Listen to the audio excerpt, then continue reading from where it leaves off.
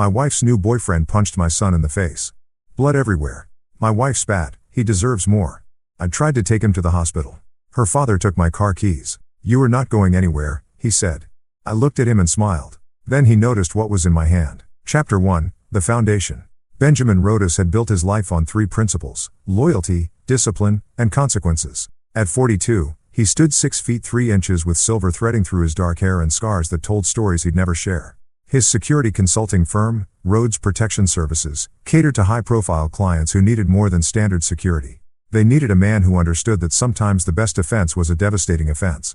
20 years ago, Benjamin had returned from 3 tours in Afghanistan with a purple heart, a limp that only showed when he was tired, and a clarity about human nature that most people never achieved. He'd met Veronica Finley at a charity gala for veterans. She was 25, blonde, and working as a pharmaceutical sales rep with ambitions that stretched far beyond her modest background. "You're not like other soldiers," she'd said that first night, her fingers tracing the scar along his jawline. "You're going places." She was right, though not in the way she'd imagined. Benjamin had channeled his military discipline into building a $1 million business. He bought a sprawling estate in the Virginia hills, put Rod through private school, and given Veronica everything she'd ever claimed to want.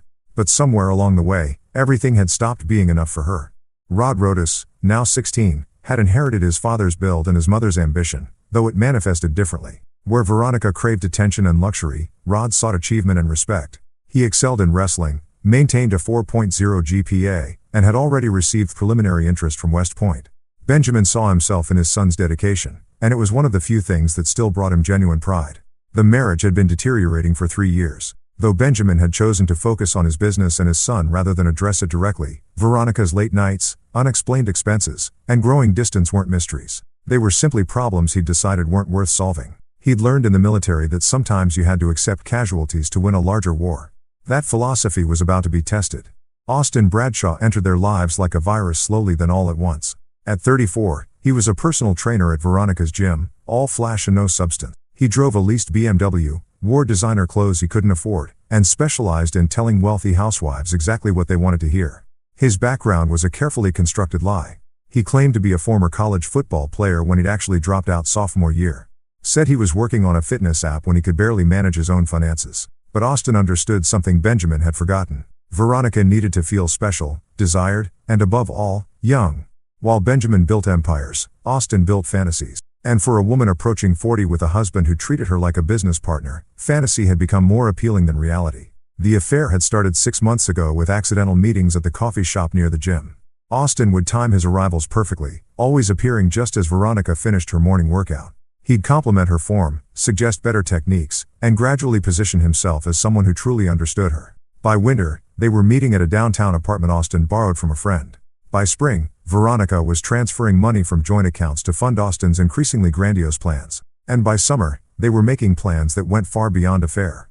They were planning a future that didn't include Benjamin. What neither of them realized was that Benjamin Rodas wasn't the type of man you discarded quietly. He'd spent 20 years learning how to identify threats, assess weaknesses, and neutralize enemies. The fact that his greatest threat now came from within his own home didn't make him any less dangerous. It made him more focused. Dick Finley, Veronica's father, had never liked Benjamin. At 71, Dick was a retired union foreman who believed real men worked with their hands, not their heads. He saw Benjamin's success as some kind of scam, his military service as overrated, and his authority over Veronica as something that needed to be challenged. Dick had been encouraging Veronica's affair from the beginning, seeing Austin as the kind of regular guy his daughter deserved. The stage was set for a confrontation that would reveal exactly who Benjamin Rodas really was, and what happened to people who mistook his restraint for weakness. Chapter 2.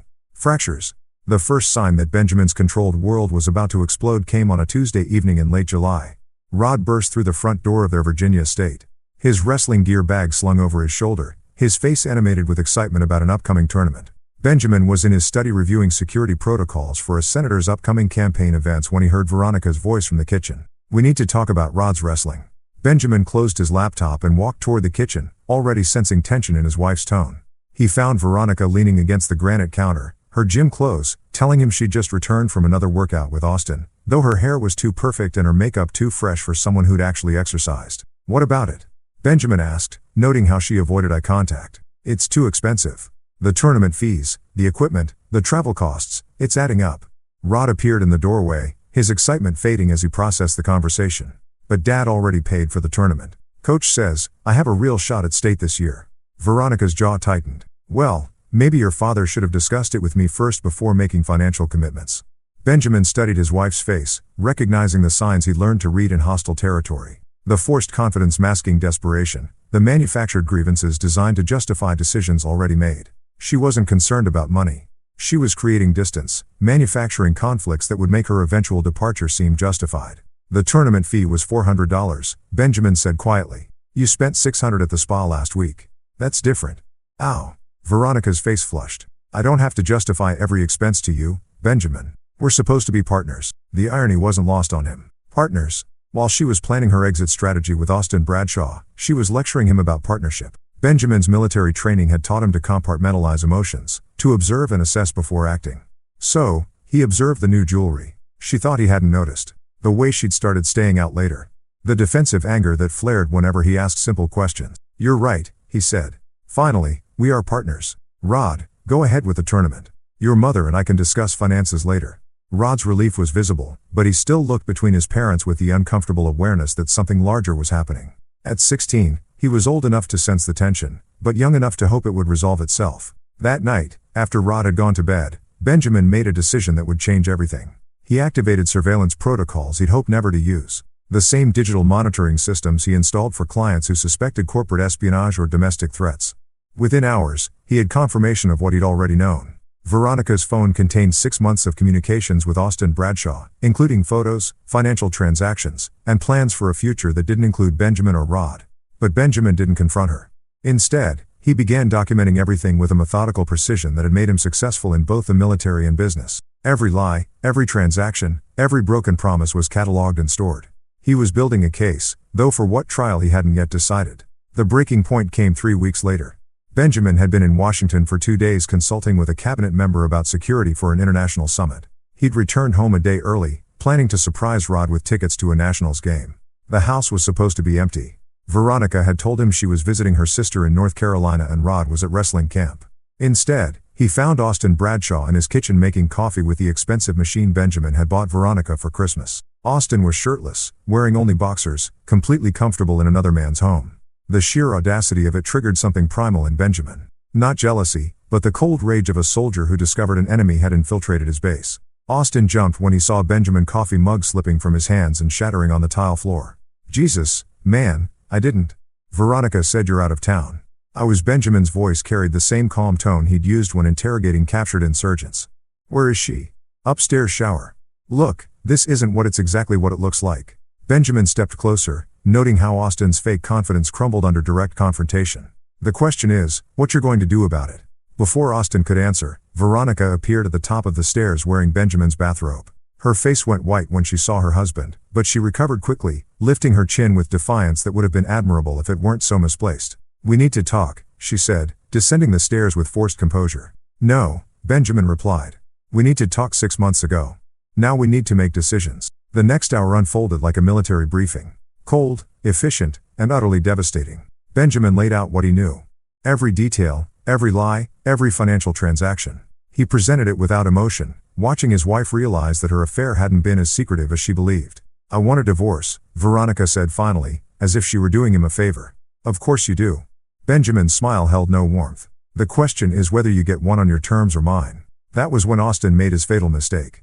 Instead of keeping quiet, instead of recognizing that he was completely outmatched, he decided to assert himself. Look, man, Veronica and I are in love. We didn't mean for this to happen, but Benjamin's laugh was genuinely amused. You didn't mean for this to happen. You borrowed your friend's apartment. You convinced my wife to fund your lifestyle. You planned this down to the financial arrangements. The only thing you didn't plan for was getting caught. We're going to be together, Austin said, his jaw said, with or without your permission. You're absolutely right, Benjamin agreed. You're going to be together. The question is whether you'll be together with my son's college fund, my wife's inheritance, and half of everything I've built, or whether you'll be together with nothing but each other, and whatever consequences I decide you've earned. The threat hung in the air like smoke from explosion. Veronica grabbed Austin's arm, finally understanding that her husband wasn't going to make this easy. But Austin, drunk on testosterone and the fantasy that he could compete with a man like Benjamin Rodas, made a choice that would haunt him. Are you threatening us? Benjamin's smile grew wider. Austin, threats are what you make when you want someone to change their behavior. I'm not interested in changing yours. I'm interested in seeing exactly how far you're willing to take it. It was a challenge wrapped in a promise, and Austin was too stupid to recognize either. Chapter 3, The Catalyst. The call came at 3:47 a.m. on a Friday. Benjamin's phone buzzed with the emergency tone he'd programmed for family contacts, instantly snapping him from sleep to full alertness, a skill honed by years of midnight alerts in war zones. "Dad." Rod's voice was thick with pain and confusion. "I need you to come get me." Benjamin was already reaching for clothes. "Where are you?" "Hospital. St. Mary's emergency." "There was Dad." "Austin hit me." The line went dead. 20 minutes later, Benjamin walked into St. Mary's emergency department with a controlled urgency of a man who'd received too many calls like this during his military service. He found Rod in bed 7, left side of his face swollen, a butterfly bandage covering a cut above his eyebrow, and his right hand wrapped in gauze. "Tell me," Benjamin said, pulling a chair close to the bed. Rod's story came out in painful fragments. He'd returned from wrestling camp a day early because his teammate's father had to drive back for a work emergency. Instead of calling, Rod had decided to surprise his parents. He'd used his key to enter through the garage, planning to grab food from the kitchen before announcing his return. He'd found Austin and Veronica in the living room. Austin's hand around a bottle of Benjamin's 25-year-old scotch. Veronica wearing jewelry Rod had never seen before. They were discussing timeline when it told Benjamin about the affair, how to handle the divorce, what to do about the kid. "He called me the kid," Rod said, his voice tight with humiliation like I was some problem they had to solve. Rod had confronted them, demanding to know what was happening. Veronica had started crying, claiming everything was complicated that Rod wouldn't understand. But Austin had taken a different approach. "Your father's a controlling who thinks he owns everyone around him." Austin had said, the scotch making him bold. "Your mother deserves better. And frankly, so do you." Rod had defended his father, which had triggered Austin's explosive temper. The personal trainer who specialized in intimidating women and weaker men found himself faced with a 16-year-old who'd inherited Benjamin's backbone and 3 years of wrestling training. "He grabbed my shirt," Rod continued, started yelling about respect and how I was just a spoiled kid who didn't know anything about the real world. "I told him to get his hand." Austin had shoved Rod backward, sending him stumbling into the coffee table. When Rod got up, ready to fight, Austin had thrown a wild punch that caught him above the left eye. Rod had responded with a wrestling takedown that sent Austin crashing into the entertainment center, but the damage was done. Blood was streaming down Rod's face from the cut, and Veronica was screaming. "Mom helped him up first," Rod said, the betrayal clear in his voice. "He was fine, maybe a bruise, but she went to him first. Then she looked at me bleeding and said," Rod paused, swallowing hard, "she said, I deserved it for disrespecting Austin." Benjamin felt something cold and familiar settle in his chest. The same feeling he'd experienced in Afghanistan when his unit had been betrayed by local allies they trusted. It was the moment when you realized that mercy was a luxury you could no longer afford. "Who brought you here?" "I drove myself. I know I'm not supposed to, but you did the right thing."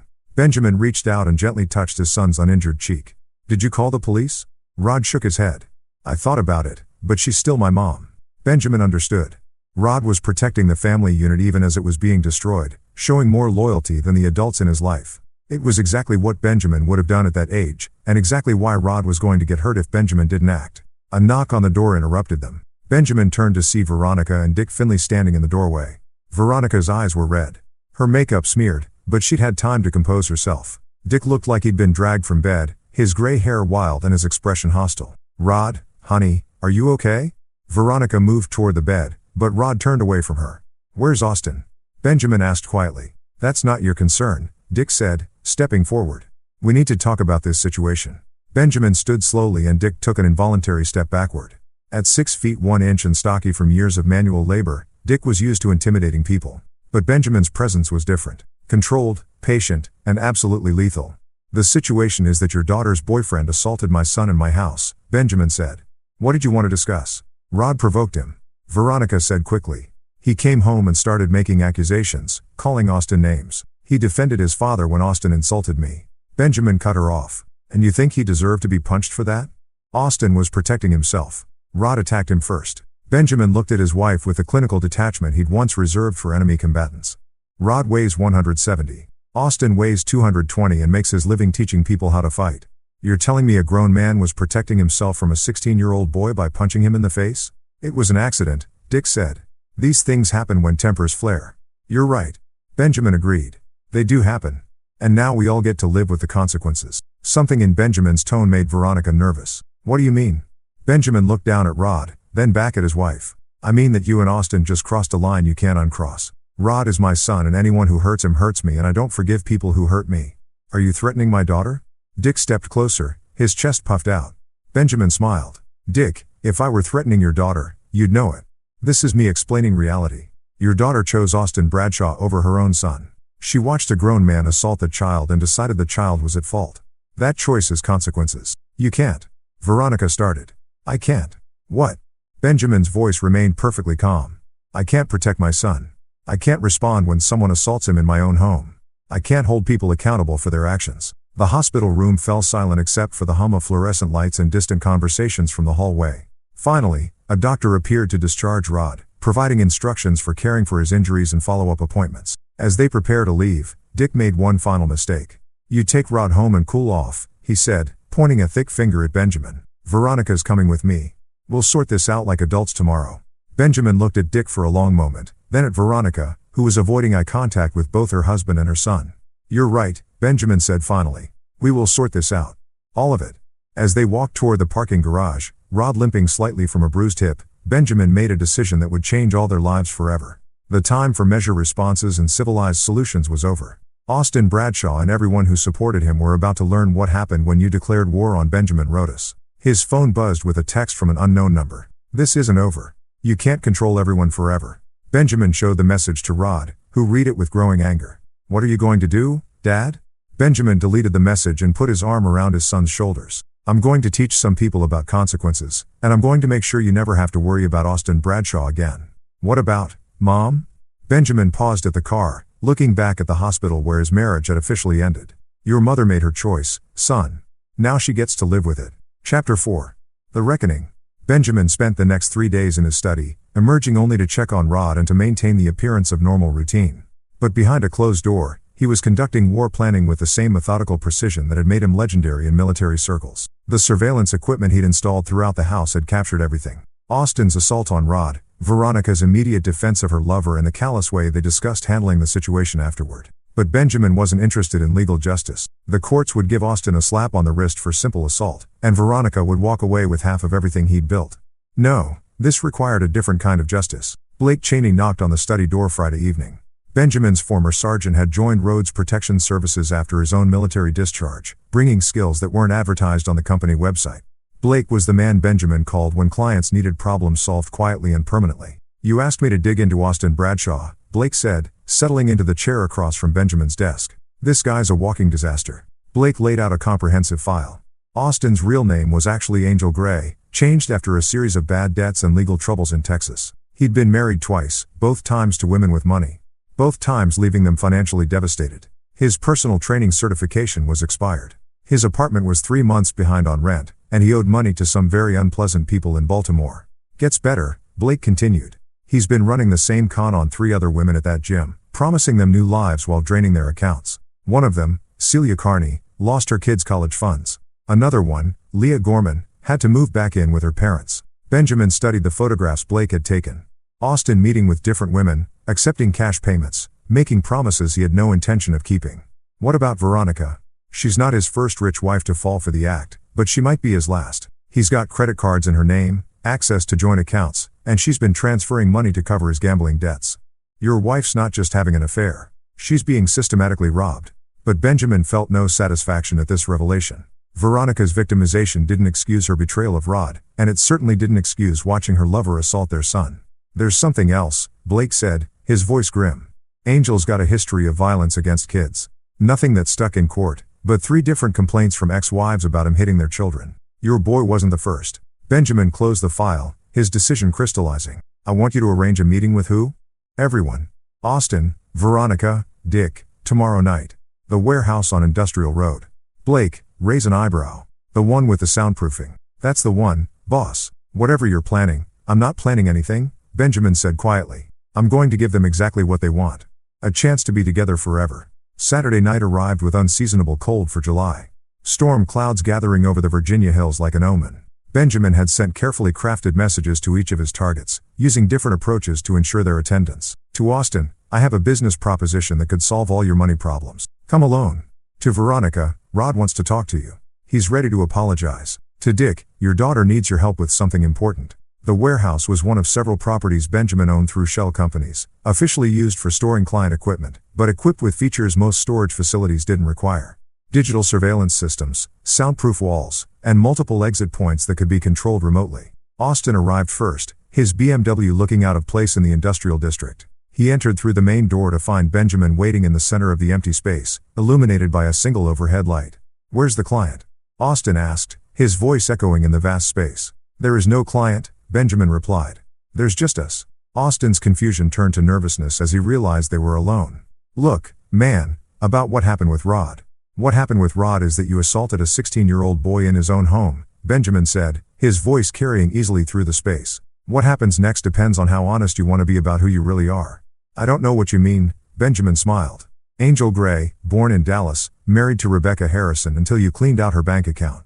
Then Pauline Hill in Houston until you got caught stealing from her mother. Should I continue?" Austin's face went pale. "How did you?" "I'm very good at finding things out. The question is, what are you going to do now that you know I know?" Before Austin could answer, the warehouse door opened again. Veronica entered, followed closely by Dick. Both of them stopping short when they saw Austin and Benjamin facing each other in the dim light. "What is this?" Veronica demanded. "Where's Rod?" "Rod is safe at home," Benjamin said, "which is more than I can say for the rest of you." Dick stepped forward aggressively. "You drag us out here to play games. I've had enough of you." The lights suddenly blazed to full brightness, revealing that they were surrounded by enlarged photographs mounted on easels. Images of Austin with his previous victims, bank statements showing Veronica's transfers to Austin's accounts, and surveillance photos of their affair spanning 6 months. In the center of the display was a blown-up image from the hospital security camera showing Rod's battered face. "Jesus," Austin whispered. "This ends tonight," Benjamin said, his voice cutting through their shock. "All of it. The lies, the theft, the betrayal, everything." Veronica found her voice first. "You can't hold us here. This is kidnapping." "The doors are unlocked," Benjamin pointed out. "You're free to leave any time, but if you do, everything you see here gets released to the police, the IRS, your employers, Rod's school, and anyone else who might be interested." "What do you want?" Dick demanded. Benjamin walked slowly around the group like a predator circling prey. "I want confessions. I want admissions. I want the truth about everything. The affairs, the money, the assault on my son, and the plan to destroy my family." "And if we give you that," Austin asked, "then you get to walk away, all of you. Tonight forever." "What's the catch?" Veronica said suspiciously. Benjamin's smile was cold as winter. "The catch is that you have to mean it. Complete confessions on camera, admitting everything you've done, and then you disappear from our lives permanently. That's it." Austin looked skeptical. "That's it," Benjamin confirmed. "One chance to tell the truth and walk away. Or we can do this the hard way." Dick stepped forward, his chest puffed out. "And what's the hard way?" Benjamin's expression didn't change, but something shifted in the atmosphere of the warehouse. When he spoke, his voice carried the quiet authority of a man who'd killed enemies with his bare hands. "The hard way is when I stopped being civilized." Chapter 5. Truth and Consequences. The confessions began with Austin, the weakest link in their triangle of betrayal. Benjamin had positioned a camera on a tripod, professional lighting, and a chair that looked like something from an interrogation room, which in many ways it was. "Start with your real name," Benjamin instructed. Austin Angel sat uncomfortably under the lights, glancing nervously at Veronica and Dick. "My name is Angel Gray. I'm 34 years old and I'm from Dallas, Texas." Continue. The story that emerged was even worse than Blake's investigation had revealed. Angel had refined his con over 15 years, targeting lonely women with money and a need to feel desired. He'd studied their patterns, learned their weaknesses, and crafted personas designed to exploit their emotional vulnerabilities. Veronica was perfect, he said, avoiding her shocked stare. Wealthy husband who ignored her. Plenty of money, desperate to feel young again. I knew exactly what to say. "What was the long-term plan?" Benjamin asked. Angel's voice dropped to barely above a whisper. "Get her to leave you, take half in the divorce, then clean her out and disappear. I've done it 4 times before." Veronica's gasp echoed through the warehouse. "You said you loved me." Angel finally looked at her and his expression held no remorse. "I said what you needed to hear. You were a mark, Veronica. Nothing more." "What about Rod?" Benjamin's voice remained steady, but everyone in the room felt the temperature drop. The kid was a problem. Kids always ask too many questions, notice too many things. "I figured once I got rid of you, I could convince Veronica to ship him off to boarding school or military academy. Out of sight, out of mind." And when he confronted you, Angel's jaw tightened. "He disrespected me in front of Veronica. I wasn't going to let some teenage punk make me look weak. So, you punched him." "I defended myself." Benjamin's laugh was devoid of humor. "You defended yourself against a 16-year-old boy by punching him in the face in his own home after he caught you stealing from his family. It wasn't like that." "That's exactly what it was like." Benjamin leaned forward. "And what did you plan to do if he'd fought back? If he'd been seriously injured? If he'd pressed charges?" Angel shrugged. "Veronica was handling it. She was going to convince him it was his fault that he'd attacked me first. Kids are easy to manipulate when their parents back you up. The casual cruelty of it hung in the air like poison gas. Benjamin glanced at Veronica, who was staring at Angel with growing horror as she realized how completely she'd been manipulated. Your turn, Benjamin said to his wife. Veronica's confession was harder to extract, filtered through layers of self-justification and wounded pride. But eventually, the truth emerged. She'd been unhappy for years, feeling ignored, and taken for granted. Angel had made her feel special, desired, alive in ways she'd forgotten were possible. I never meant for it to go this far, she said, tears streaming down her face. It was supposed to be just fun, a fling, something to make me feel young again. When did it become more than that? When he started talking about the future, about us being together. He said, you were controlling me. That Rod would be better off without your influence. That we could have a real life together. And you believe him? Veronica's voice broke. I wanted to believe him. I wanted to believe someone could love me that much. Enough to betray your son. I thought Rod would understand eventually that he'd see Angel wasn't as bad as you made him out to be. Even after Angel punched him, Veronica's silence stretched for nearly a minute. When she finally spoke, her voice was barely audible. I was scared. Angel was so angry and Rod was bleeding and I panicked. I said what I thought would calm Angel down. You told your injured son that he deserved to be assaulted. I didn't mean it, but you said it. Yes, Dick's confession was shorter, but no less damning. He'd encouraged the affair from the beginning, seeing Angel as a way to get Veronica away from Benjamin's influence. He'd provided alibis, helped with logistics, and actively undermined Benjamin's authority whenever possible. I never liked you, Dick said bluntly. You came back from the war thinking you were better than everyone else. Veronica deserves a man who treats her like a queen, not a business partner. So, you helped her commit adultery and steal from her family. I helped her find happiness by encouraging her to betray her son. Dick's face flushed. Rod's got too much of you in him. He needed to learn that his father isn't God, so you supported Angel punching him. The boy was out of line.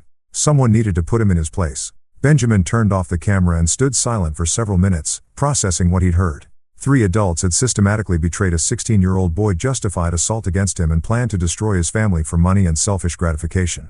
You have your confessions, Veronica said finally. Now we can go. Benjamin looked at her with something approaching pity. Do you really think it's that simple? You said I said you get a chance to walk away. I never said I let you take anything with you. Benjamin pressed a button on his phone and the warehouse's main lights dimmed while spotlights illuminated 3 tables that had been hidden in the shadows. Each table contained stacks of documents, contracts, and legal papers. Table 1, Benjamin announced, contains divorce papers. No fault. Expedited with custody of Rod going entirely to me. Veronica gets to keep her personal belongings in the car. Everything else stays with the family. Veronica's eyes widened. That's not legal. I'm entitled to half. Table 2, Benjamin continued, contains a complete accounting of every dollar you've stolen from our accounts and transferred to Angel. The total is $147,000. You can sign a promissory note agreeing to repay it, or I can file criminal charges for theft. Table 3 contains a restraining order preventing any of you from coming within 500 yards of Rod ever again. It also contains an agreement that you'll relocate at least 3 states away and never contact us again. Angel stood up shakily, and if we don't sign, Benjamin's smile was absolutely terrifying. Then we see how the justice system handles a con man who assaults children, a woman who aids and abets theft and domestic violence, and an old man who conspires to commit fraud. You can't prove any of that in court, Dick blustered. Benjamin gestured to the camera. I just did. The signing process took 2 hours. Angel's hands shook so badly he could barely hold the pen. Veronica cried through the entire process. Dick cursed steadily under his breath, but eventually signed everything. When it was over, Benjamin opened the warehouse doors and pointed toward the exit. You have 24 hours to leave Virginia, he said calmly. After that, the restraining orders take effect and I start looking for you. As I reached the door, Angel turned back. This isn't over, Rhodes. You think you're some kind of tough guy, but Benjamin's movement was so fast that Angel didn't even see it coming. One moment he was talking, the next he was on the ground with Benjamin's knee on his chest and a combat knife pressed against his throat. Angel, Benjamin said conversationally. You assaulted my son. You stole from my family. You manipulated my wife into betraying everything that mattered. Do you really want to threaten me right now? Angel's eyes were wide with terror. No, man. I'm sorry. I didn't mean. Good. Benjamin stood up, returning the knife to its concealed sheath. Because if I ever see you again, if you ever contact my family again, if you even think about coming back to Virginia, I will finish what Rod started when he put you on the ground. Benjamin looked at Veronica one last time. You chose this. Remember that. As their car pulled away, Benjamin stood alone in the warehouse, feeling a weight he'd carried for months finally lift from his shoulders. His marriage was over. His trust had been shattered. And his son had learned ugly truths about human nature. But they were free. And Angel Gray, Veronica Rodas, and Dick Finley were about to discover that freedom came with a price they'd never expected to pay. Chapter 6. The hunt begins. Benjamin returned home to find Rod waiting in the kitchen. His injuries healing, but his eyes carrying a weariness that broke his father's heart. At 16, Rod had been forced to confront the reality that the people who were supposed to protect him had been planning to abandon him. How did it go? Rod asked quietly. Benjamin sat across from his son at the kitchen table where they'd shared thousands of meals as a family. It's over. They're gone. All of them. All of them. Your mother signed divorce papers. Austin's real name is Angel Gray, and he's a professional con artist. Your grandfather helped plan the whole thing. Benjamin laid out the truth without sugarcoating it, treating Rod like the young man he was becoming rather than the child everyone else seemed to see. Rod absorbed this information with the stoicism he'd inherited from his father. What happens now? Now we move forward. You focus on school, wrestling, and getting into West Point. I focus on rebuilding what they tried to destroy. Do you think they'll really stay away? Benjamin's smile was predatory. They'll try to stay away. Whether they succeed depends on how smart they are.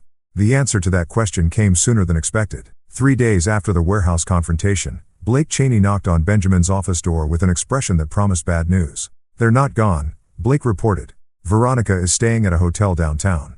Angel's holed up in a motel near the airport, and Dick's been making phone calls. Benjamin looked up from the military surplus catalog he'd been reviewing. What kind of phone calls? The kind where he's trying to find a lawyer who will take the case on contingency. Apparently, he thinks you coerced them into signing those papers under duress. Were they under duress? Blake grinned. Technically, no. You never threatened violence, never held them against their will, never did anything that couldn't be explained as aggressive negotiation. But Dick's telling anyone who will listen that you kidnapped them and forced them to sign at gunpoint. Benjamin closed the catalog and gave Blake his full attention. What else? Angel's been reaching out to his old contacts, trying to put together money for a comeback. He's telling people you ruined his life over a misunderstanding that he and Veronica are the real victims here. And Veronica, she's been calling Rod's school trying to set up meetings with counselors, claims she's concerned about his emotional state after witnessing domestic violence in the home. Benjamin felt a familiar cold settle in his chest. They weren't just refusing to leave. They were actively trying to undermine the new stability he'd built for Rod. There's more, Blake continued. Someone's been asking questions about your business, specifically about some of the more specialized services we provide for certain clients. Benjamin understood immediately. Some of his government contracts involved activities that couldn't withstand public scrutiny. If someone started digging into the right files, asking the right questions, it could destroy everything he'd built. Who's asking? Private investigator named Mario Hewitt worked for a law firm downtown. Same firm Dick's been trying to hire. Benjamin sat back in his chair processing this escalation. They decided to declare war, using his son as a weapon and his livelihood as a target. The civilized solution he'd offered at the warehouse hadn't been enough for them. They wanted to fight. Boss. Blake's voice carried a warning. What are you thinking? I'm thinking they've made a serious mistake, Benjamin said quietly. They had their chance to walk away. They chose to stay and fight instead. What do you want me to do? Benjamin opened his desk drawer and pulled out a file he'd hoped never to use. It contained contingency plans for the kind of situations where legal remedies weren't sufficient, scenarios where enemies needed to be neutralized permanently. I want you to activate Protocol 7. Blake's eyes widened. Protocol 7 was something they developed for clients who faced existential threats from enemies with resources and determination. It wasn't about legal justice or proportional response. It was about total elimination of the threat. All of them. All of them. Angel, Veronica, Dick, and anyone else who wants to make this a fight. Boss, if we do this, there's no going back. These aren't foreign enemies or corporate spies. This is family. Benjamin looked at the photo on his desk. Rod in his wrestling uniform, holding a trophy from state championship. His son's future hung in the balance, threatened by people who'd already proven they'd sacrifice a child's welfare for their own selfish goals. Blake, the moment Angel punched my son, they stopped being family. The moment Veronica defended him for it, she stopped being my wife. The moment Dick decided to help them destroy Rod's life, he stopped being someone I had to protect. What about the legal consequences? If this goes wrong, it won't go wrong, Benjamin said with absolute certainty. Because we're not going to make the same mistake they did. We're not going to underestimate our opponents or assume they'll act rationally. We're going to end this threat completely. Blake nodded slowly. What's the timeline? They want to play games with investigators and lawyers. Let them. While they're focused on gathering evidence for court cases that will never happen, we'll be solving the problem permanently. Benjamin stood and walked to the window, looking out at the Virginia hills where he'd planned to raise his son in peace and security. Put together a team. I want complete surveillance on all 3 targets. I want to know everyone they talk to, everywhere they go, everything they plan. And then Benjamin turned back to Blake. his expression carrying the cold determination that had made him legendary in the military. And then we're going to give them exactly what they've been asking for, a chance to be together forever. How long do they have? Benjamin consulted his watch. The investigator will need at least a week to put together anything useful. The lawyers will need 2 weeks to file motions. Veronica's meeting with the school counselor is scheduled for next Friday. He looked at Blake with the same expression he'd worn when planning raids in Afghanistan. They have until next Friday to come to their senses and leave voluntarily. After that, the gloves come off. And if they do leave, Benjamin's smile held no warmth whatsoever. Blake, they've had 3 chances to walk away before the affair started at the warehouse. And now, if they're still here Friday, it means they've chosen war over peace. Then we give them war. We give them war, Benjamin confirmed. But not the kind they're expecting. They think this is about money and custody and hurt feelings. They have no idea what they've actually started. As Blake left to begin preparations, Benjamin returned to his desk and opened a secure communication line he hadn't used since leaving the military. Some problems required resources that civilian law enforcement couldn't provide. Angel Gray, Veronica Rodas, and Dick Finley were about to discover that Benjamin Rodas hadn't just been a soldier. He'd been a very special kind of soldier with very special kinds of friends. And those friends owed him favors. Chapter 7. The Network. The message came through encrypted channels that officially didn't exist, routed through servers that had no records and carried by digital ghosts that left no footprints. Within 6 hours of Benjamin's call for assistance, 3 former operators materialized in Virginia like smoke taking human form. Wade McFarland arrived first driving a nondescript sedan with plates that would trace back to a government motor pool that had been disbanded 5 years ago.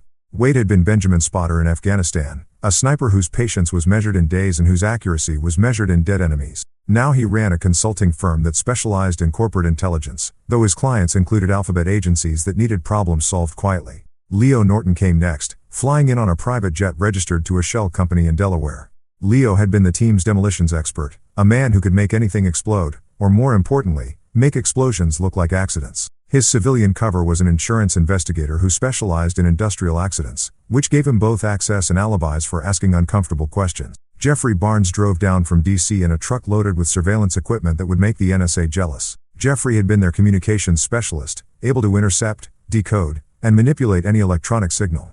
His day job involved cybersecurity for a defense contractor, but his real expertise was in digital warfare. They met at Benjamin's warehouse after midnight, the same space where he'd extracted confessions from his targets. But now the warehouse was configured differently. Tables covered with laptops, monitors displaying real-time surveillance feeds and equipment that could track, monitor, or eliminate anyone within a 50-mile radius. "Talk to me," Wade said without preamble. He was a man who measured words like ammunition, never wasting either.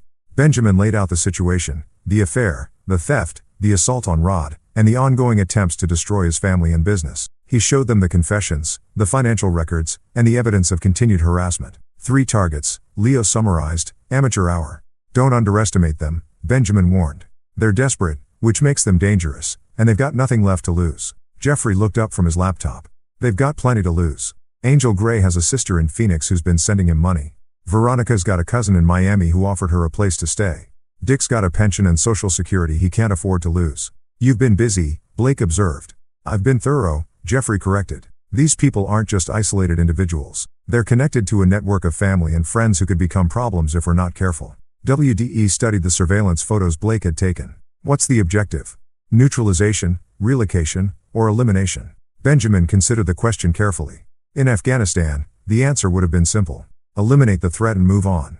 But this was different. These were American civilians, and Rod would have to live with whatever Benjamin did for the rest of his life. Ideally, they disappear voluntarily and permanently. They realize they can't win and decide to start new lives somewhere far away. And if they don't realize that, then we help them realize it. Leo grinned. "I like helping people realize things." Jeffrey pulled up a new screen showing financial records. "Angel's broke, but he's been trying to get loans using Veronica's name as collateral. Dick's been telling people he's got evidence of criminal activity that he can sell to the highest bidder. Veronica has been reaching out to divorce lawyers in 3 different states, shopping for someone who will promise her a bigger settlement. They're not giving up," Wade observed. "They're escalating," Benjamin nodded. "Which means we escalate in return. But carefully, Rod's already been through enough trauma. Whatever we do, it can't splash back on him." "Understood," Leo said.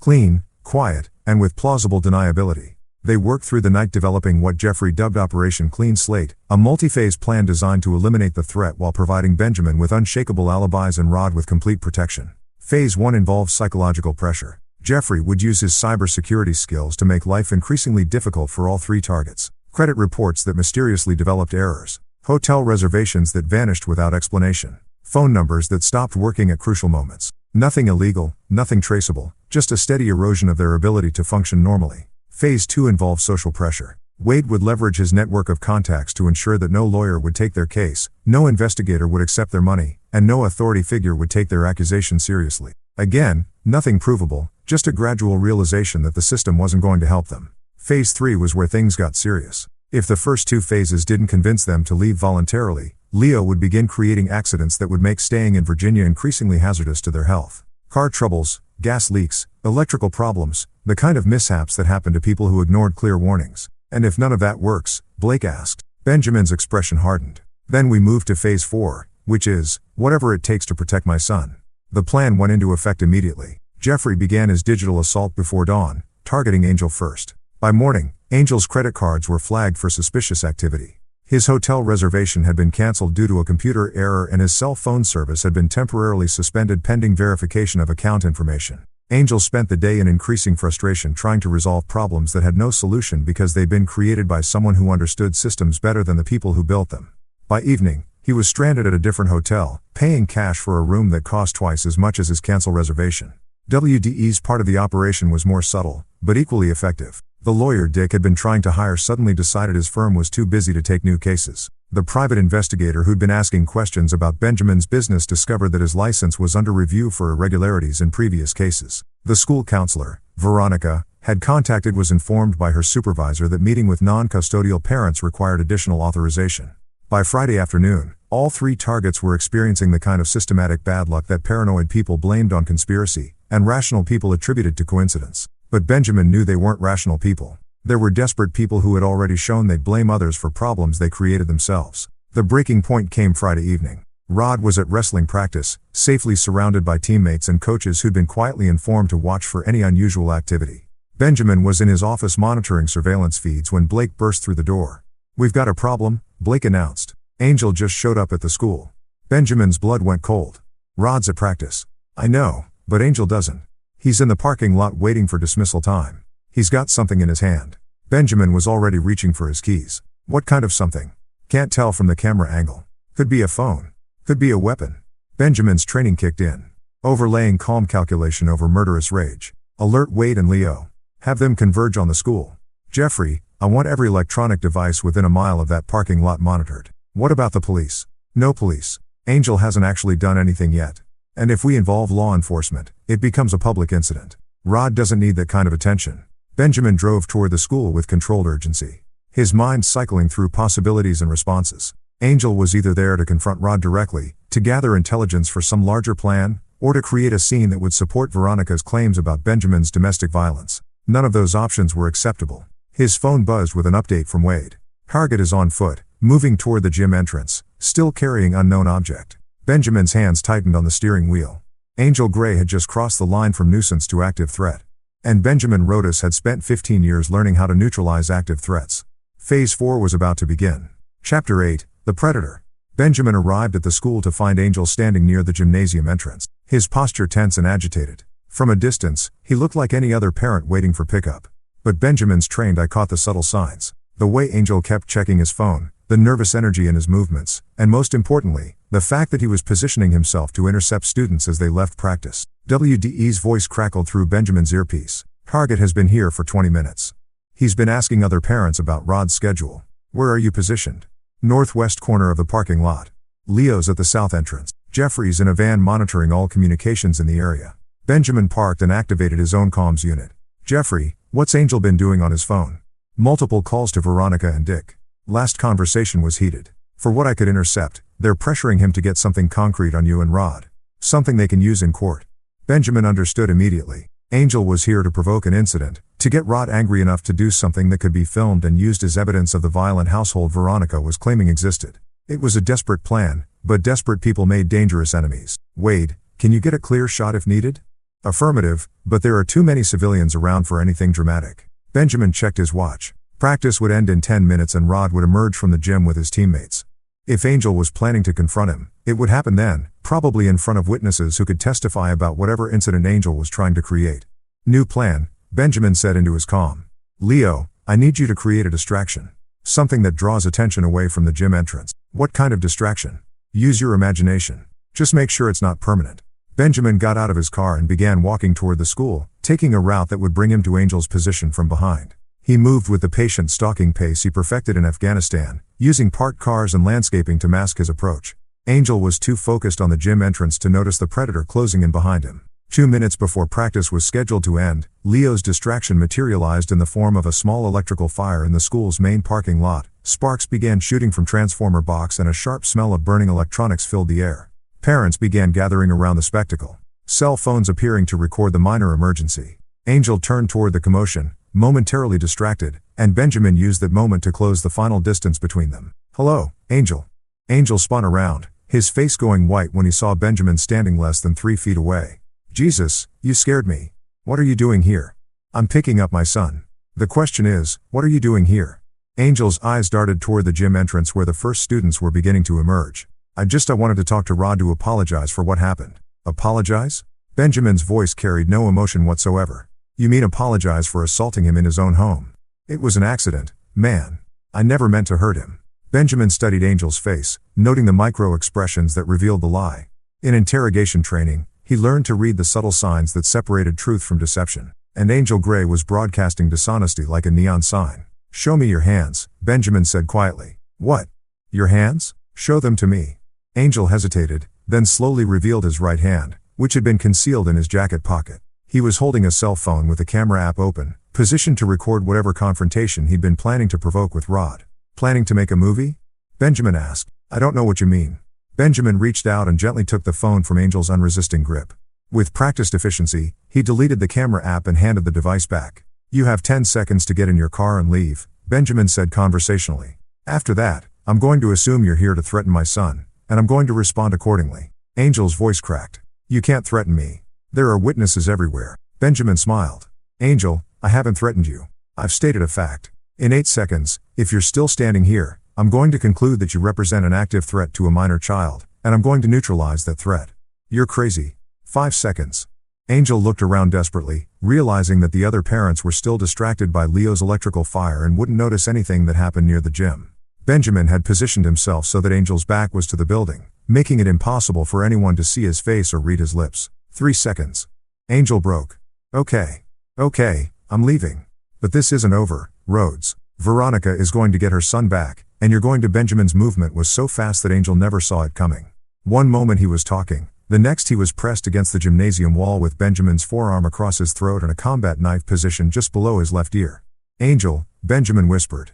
"Let me explain something very clearly. My son is not Veronica's to get back. He's mine to protect, and if you ever come near him again, if you ever threaten him again, if you even think about him again, I will hunt you down and kill you slowly." The blade pressed just hard enough to draw a thin line of blood. "Do you understand me?" Angel's voice was barely a whisper. "Yes, good." Benjamin stepped back, allowing Angel to slump against the wall. "Now run." Angel didn't need to be told twice. He stumbled toward the parking lot, his legs unsteady and his breath coming in ragged gasps. Benjamin watched him go, noting how he kept looking over his shoulder as if expecting pursuit. "Boss." WDE's voice crackled through the earpiece. "Target is mobile. Heading for the main road. Wanted to follow." "Negative. Let him go, but Mark's direction." Rod emerged from the gym a few minutes later, his wrestling bag slung over his shoulder and his face still flushed from practice. He spotted his father immediately and jogged over. "Hey, Dad. What are you doing here?" "I thought I was getting a ride with Tommy." "Change of plans," Benjamin said, putting his arm around his son's shoulders. "How was practice?" "Good. Coach says, I'm ready for the tournament next week." Rod paused, studying his father's face. "Is everything okay? You look intense." Benjamin guided Rod toward the car, scanning the parking lot for any sign of remaining threats. "Everything's fine. Just wanted to make sure you got home safely." As they drove away from the school, Benjamin's phone buzzed with updates from his team. Angel had driven straight to Veronica's hotel, where he'd spent 20 minutes in her room before storming out and driving to Dick's apartment. Surveillance indicated heated arguments at both locations with gestures suggesting blame and recrimination. "They're falling apart," Jeffrey reported. Angel's telling them the plan failed. Veronica's blaming him for being careless, and Dick's threatening to go to the police with what he knows about your business. Benjamin considered this development as he pulled into his driveway. The psychological pressure was working. They were turning on each other, making mistakes, and becoming increasingly desperate. But desperation made them more dangerous, not less. "Dad." Rod's voice cut through his thoughts. Can I ask you something? Always. Are we safe? I mean, is this really over? Or are they going to keep coming after us? Benjamin looked at his son, 16 years old, athletic and intelligent, but still young enough to need protection from the worst aspects of human nature. Rod deserved a father who would shield him from these realities, not drag him deeper into them. It's going to be over soon, Benjamin promised. Very soon that night after Rod had gone to bed, Benjamin sat in his study reviewing surveillance reports and planning the final phase of Operation Clean Slate. Angel's appearance at the school had been the last provocation he was willing to tolerate. Phase 4 would begin at dawn, and by sunset, Angel Gray, Veronica Rodas, and Dick Finley would discover what happened to people who threatened Benjamin Rodas' family. Chapter 9, Final Judgment. The end began at 3:17 a.m. with a phone call that would change everything. Benjamin's secure phone buzzed with Jeffrey's voice, tight with urgency. "Boss, we've got a major escalation. They're not just talking about going to the police. They're planning to take Rod." Benjamin was instantly awake, his mind snapping to full alertness. "Explain." "I've been monitoring their communications all night. They're planning a snatch-grab operation for tomorrow morning. Angel's convinced Veronica that you're going to disappear them if they don't act first. Dick's been in contact with someone he claims has special skills for this kind of work." Benjamin felt ice form in his veins. What kind of special skills? The kind that comes with military experience and flexible morals. Guy named Raymond Rollins, dishonorably discharged from the Army 3 years ago for assault. He's been doing freelance work for people who need problems solved outside the law.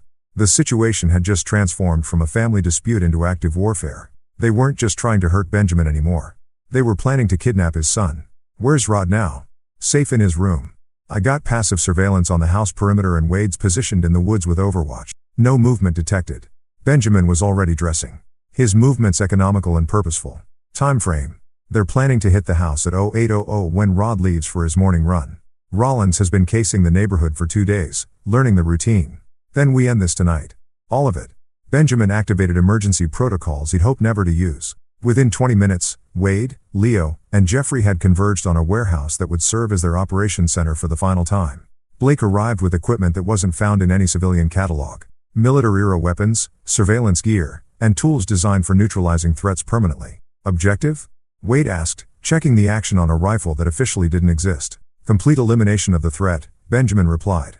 "Angel, Veronica, Dick, and this new player, Rollins. All of them tonight before they can move against Rod." Rules of engagement. Benjamin looked at each of his team members, men who'd followed him through hell in Afghanistan and would follow him into hell again if necessary. No witnesses, no survivors, no evidence. Clean sweep. Leo smiled grimly. About time. The operation began with Rollins, the most dangerous member of their group. Jeffrey's electronic surveillance had located him in a motel room 6 miles from Benjamin's house, studying floor plans and timing charts with military precision.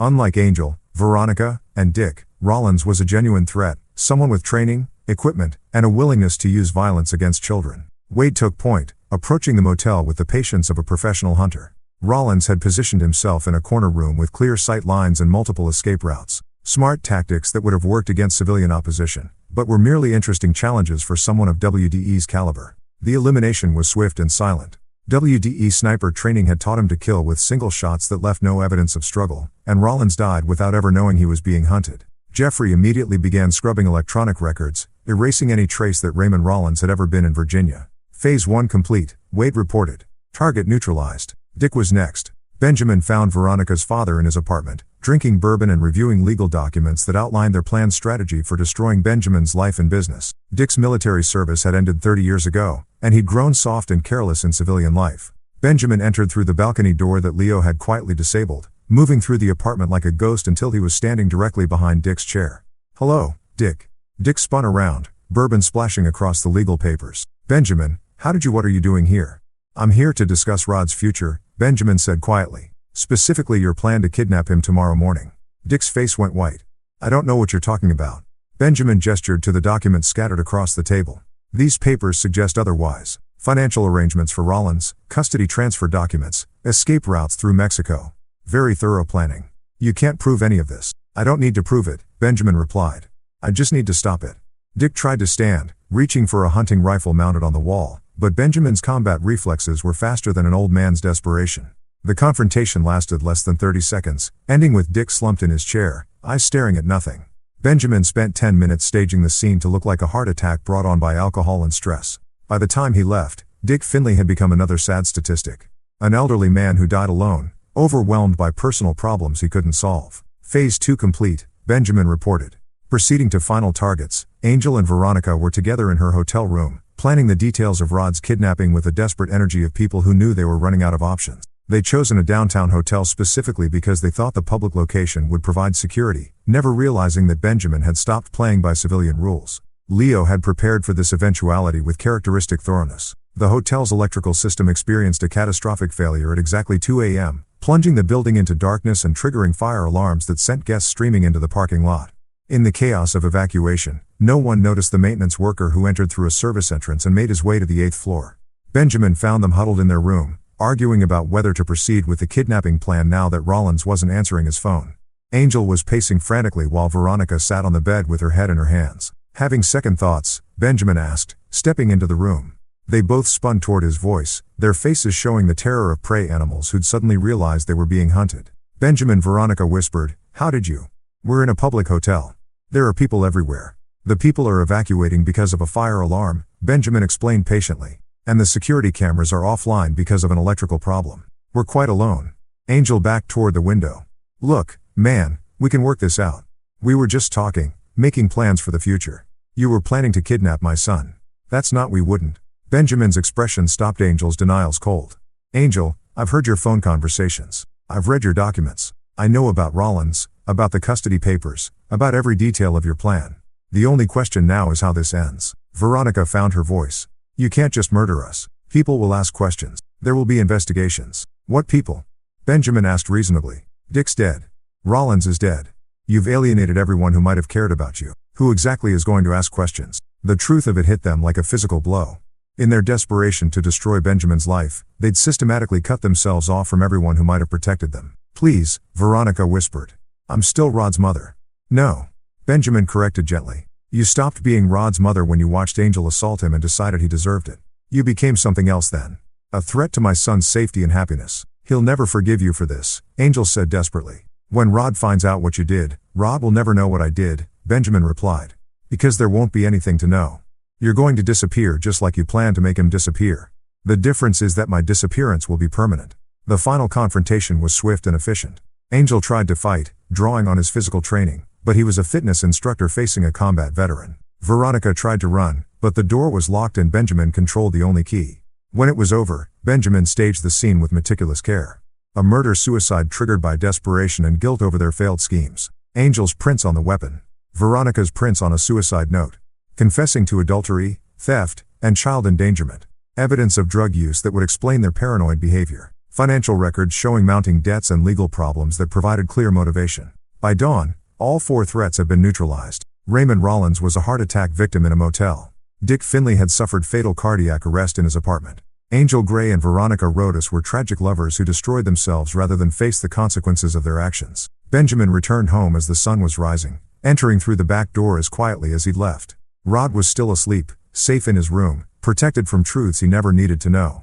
3 days later, Benjamin sat in his study reviewing the final reports. The investigations had been pre-functor. Police found exactly what Benjamin had intended them to find, and nobody questioned the convenient deaths of people who'd been exhibiting increasingly erratic behavior. Rod had grieved appropriately for his mother and grandfather. But Benjamin noticed that the grief was mixed with relief. The constant tension in the house was gone, replaced by the calm security of a family that could finally move forward. "Dad." Rod knocked on the study door. "Can we talk?"